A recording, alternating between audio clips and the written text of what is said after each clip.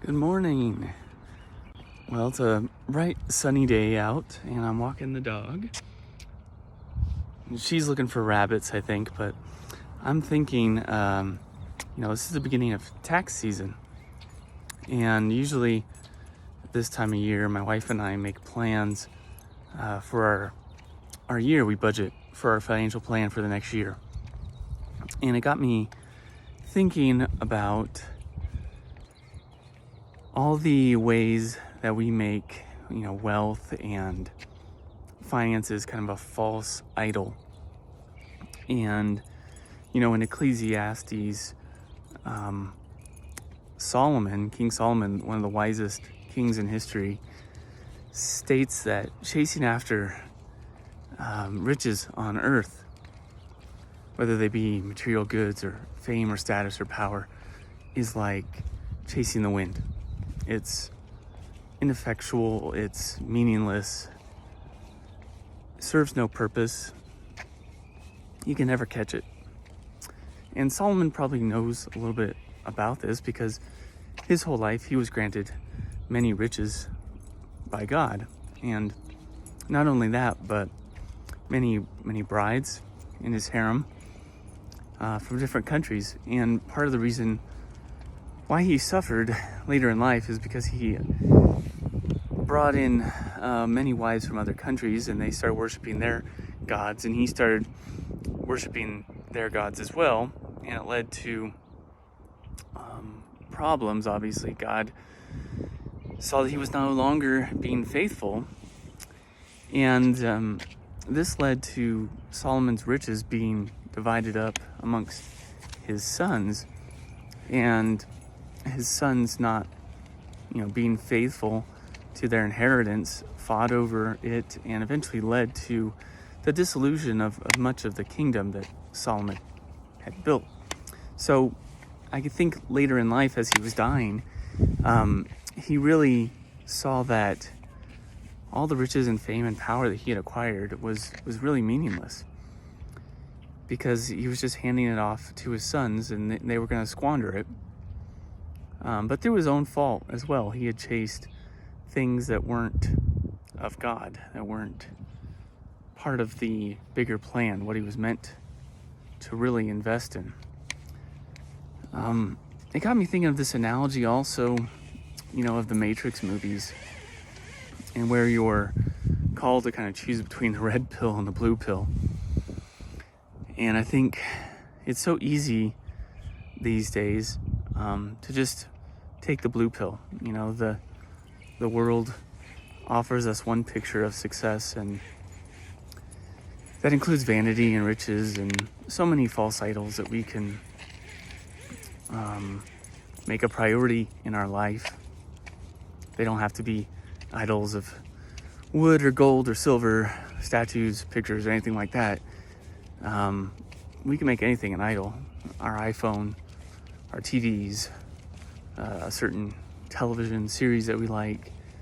How often have you found yourself rushing home to catch a show, and you sacrifice everything else? Or maybe your job is your idol, your career. You sacrifice family maybe so that you can get ahead. So there's all kinds of different ways that you can make things an idol, and choose the blue pill in a way. Choose the success of the world as your measure of the success of your life.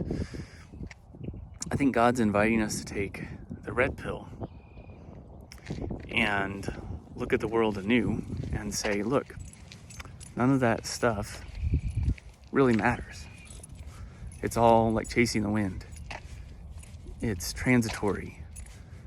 When we pass away, yeah, our loved ones are going to remember us, but 100 years down the line, how much is anything that we really do going to matter in the grand scheme of things?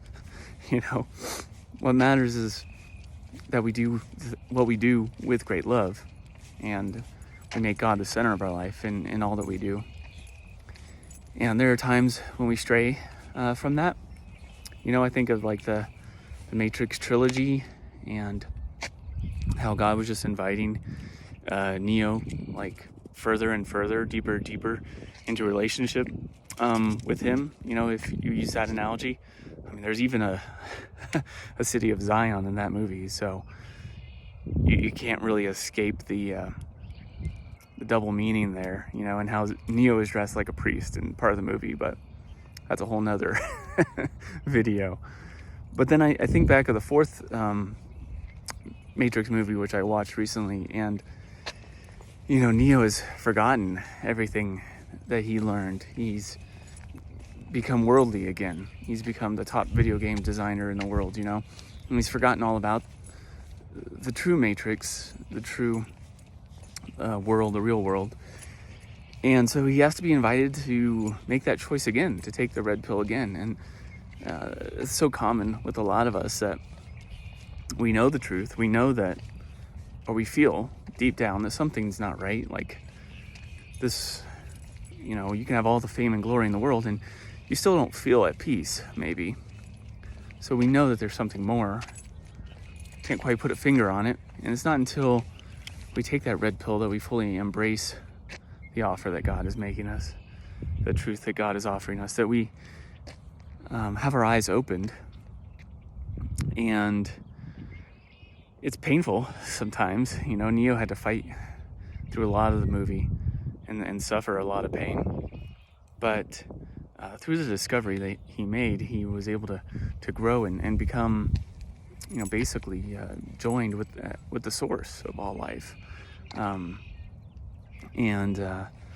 was able to recreate the world in the image and fashion that I think God wanted.